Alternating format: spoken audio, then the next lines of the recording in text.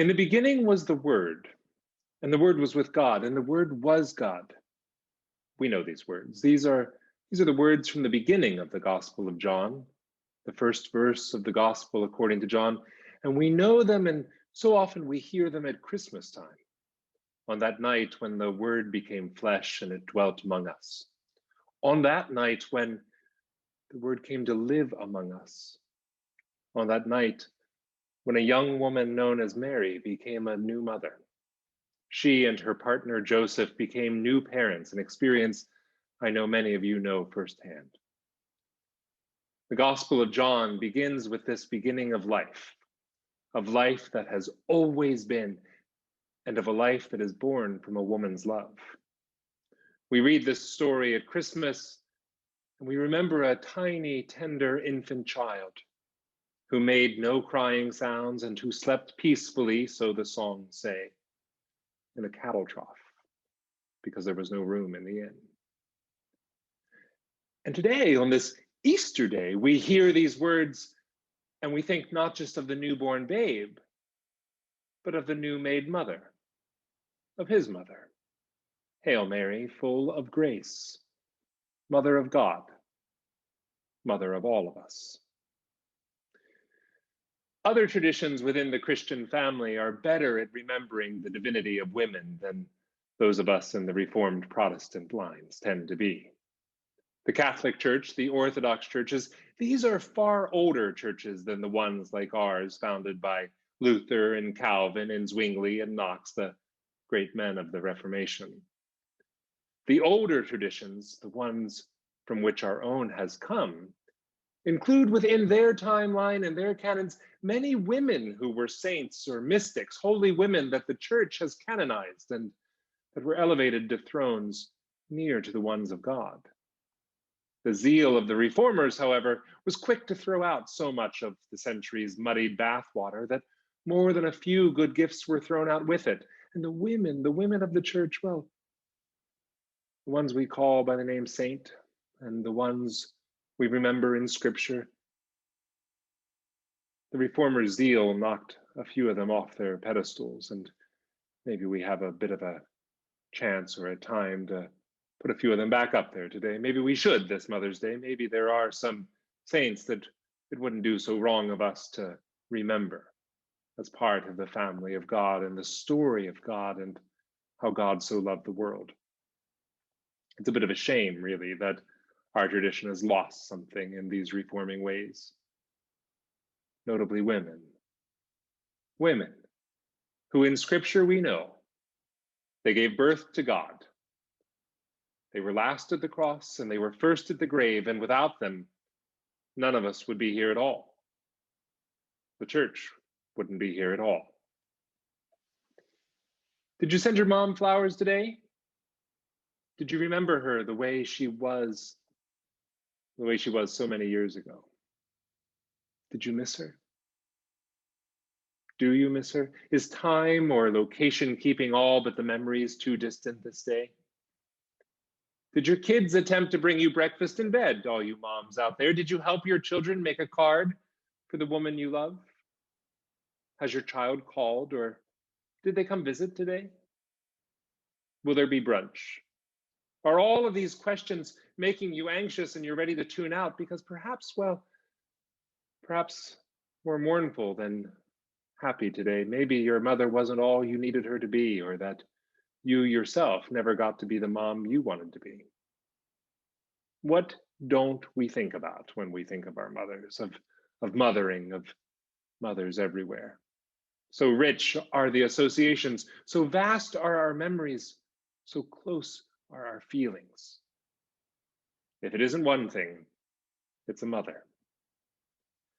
And these days when we celebrate roles of the people who fill them, these holidays like Mother's Day, they can be hard for some of us, the Hallmark holidays, as they're occasionally called, just a capitalist invention to sell greeting cards or chocolate or flowers, but full of so much more too. Maybe you're having a difficult time with your own mother, and maybe this day is painful. Maybe your children are having a difficult time with you, and I can imagine this day is very painful. Or maybe you're planting sunflower seeds, and this is a joyful day that you and your daughters look forward to all year long. Any number of things can make this a holiday, and so many feelings are wrapped up in the three-letter word MOM, so many stories, so much love, and naturally, as with love comes so much loss. Saint Mary. Saint Mary, Mother of Jesus, blessed is she among all blessed women. St. John the Evangelist thinks so anyway, and John, the Gospel writer, he casts Mary in a unique role among all the Gospel writers. While the other Gospels begin with an infant Jesus and the fast forwarding to an adult Jesus calling disciples and working miracles of healing, John the Evangelist, the Gospel we heard today, begins with the Word eternal, Word made flesh by Mary. And then John, the Gospel writer, speeds us directly to the story many of you know as the wedding at Cana. It is in the second chapter that John tells of this party to end all parties when everyone was having such a good time that the wine ran out far before the guests were ready to leave. Mary, like so many mothers, sees something in her child that no one else yet knows. She had a hunch. She knows her son. She knows he's special. An angel told her so many, many years ago. She, of course, raised him as best as she could. She gave him everything that he needed. And there at that wedding on that day, she gave him a little push to help him be who he needed to be. The miracle at the wedding of Cana wouldn't have happened without Mary's prodding, without a mother's invitation to go do something about the wine situation, Jesus. Go do something. You can do it. Jesus didn't think he was quite ready, but Mary did. Mary knew. Mary knew what mothers always do. Mary knew he was ready. And here in the Gospel of John, it is Mary who invites the ministry and invites the miracles of what we remember as the life of Christ. Jesus, unfortunately, doesn't always behave as gratefully as perhaps Mary would have liked. When his mother comes knocking at another story to tell him to come home, he tells her he's got new brothers and sisters, a new mother right there in his midst.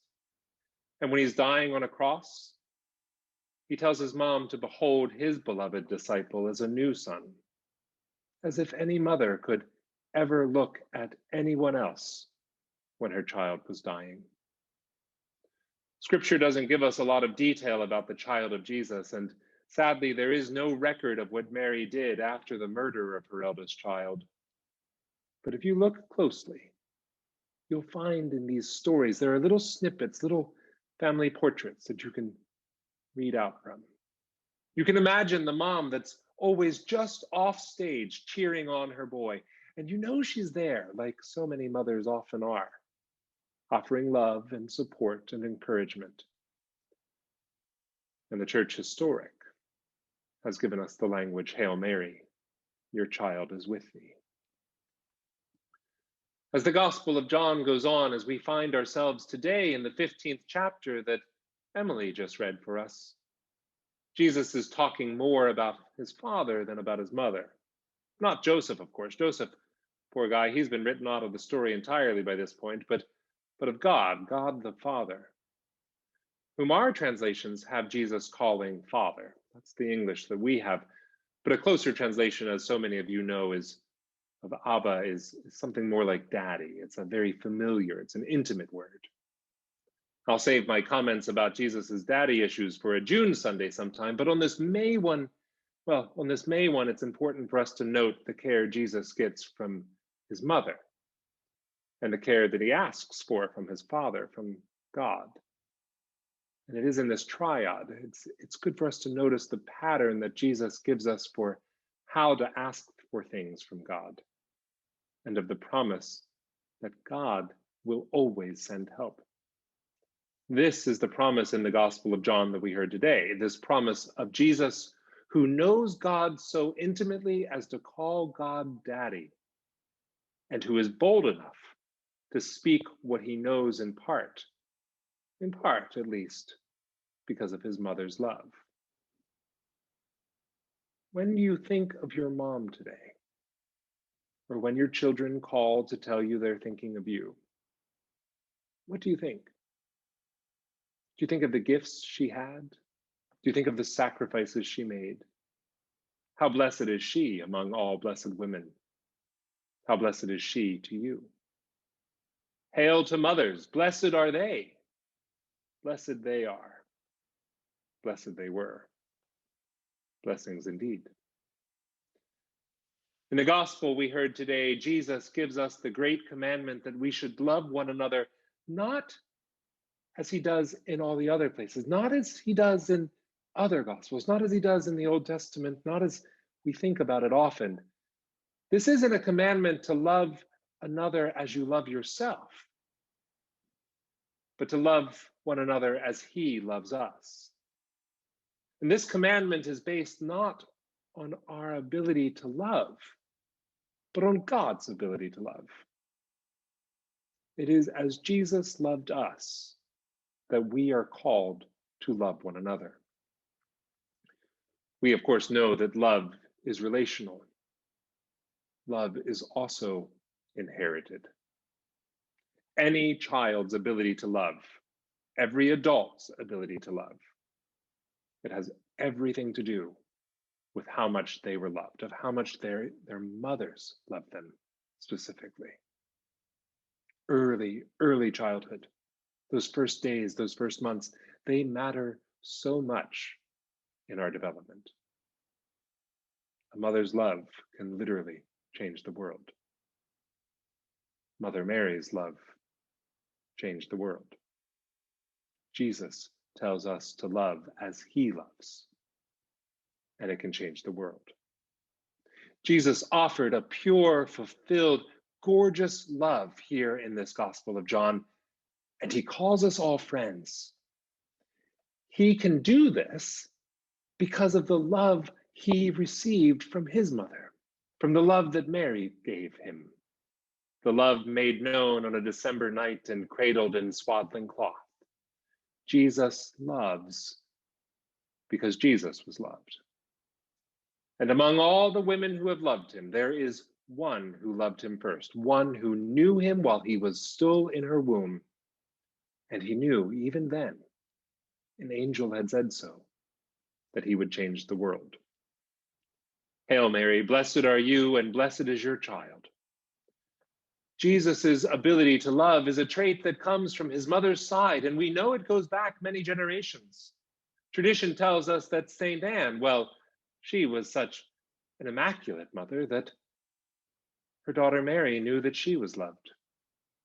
And mother of Jesus, love continues throughout the story. And love is the greatest commandment that Jesus has for all of us. It is a love that he knew from his mother. Love, it's like a mother's love. Like a mother's love, pure and true and offered to you this day, offered to all of us, offered by Jesus. Like a mother hen who cares for her chicks. Like a nursing mother in the book of Isaiah. Like a mothering God way back that calls forth all of creation. Like the love all around us. A love made known by the ones we ourselves call mom, the saints of our lives. Happy Mother's Day. Blessed are thee, and blessed are all who mother. Amen.